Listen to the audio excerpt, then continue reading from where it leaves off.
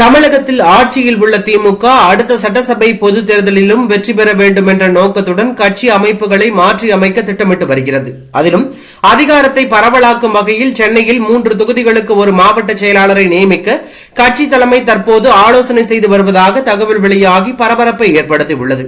அதே சமயம் வெளி மாவட்டங்களில் 2 சட்டசபை தொகுதிகளுக்கு ஒரு மாவட்ட செயலாளரை நியமிக்கவும் பரிசீலனை செய்து வருகிறது. இதற்கு ஏற்றவாறு 117 மாவட்ட செயலாளர்களை கொண்டு வர திமுக மேலிடம் முடிவு செய்துள்ளதாகவும் இதுகுறித்து இளைஞரணி செயலாளர் அமைச்சர் உதயநிதி ஸ்டாலின் கட்சி நிர்வாகிகளிடம் கருத்து கேட்டு வைத்துள்ளதாகவும் விரைவில் அதை செயல்படுத்த கட்சி தலைவர் முதலமைச்சர் ஸ்டாலினிடம் ஒப்புதல் பெறுவார் என்றும் தகவல் வெளியாகியுள்ளது.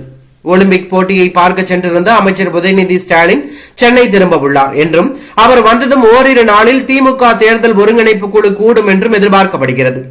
மேலும் இந்த கூட்டத்தில் மாவட்டங்களை பிரிப்பது தொடர்பாக ஆலோசிக்கப்படும் என்றும் தெரிகிறது. ஆகவே விரைவில் திமுகவில் அதிரடி மாற்றங்கள் வரும் என்று எதிர்பார்க்கப்படுகிறது. இந்நிலையில் வருகின்ற 16ஆம் தேதி திமுக மாவட்ட செயலாளர்கள் கூட்டம் நடைபெறுகிறது. இந்த கூட்டத்தில் கட்சி வளர்ச்சி குறித்தும் 2026 சட்டசபை பொதுத் தேர்தலை எதிர்கொள்ள மேற்கொள்ள வேண்டிய விஷயங்கள் குறித்தும் விவாதிக்கப்பட உள்ளதாக தகவல் வெளியாகி பரபரப்பை ஏற்படுத்தியுள்ளது.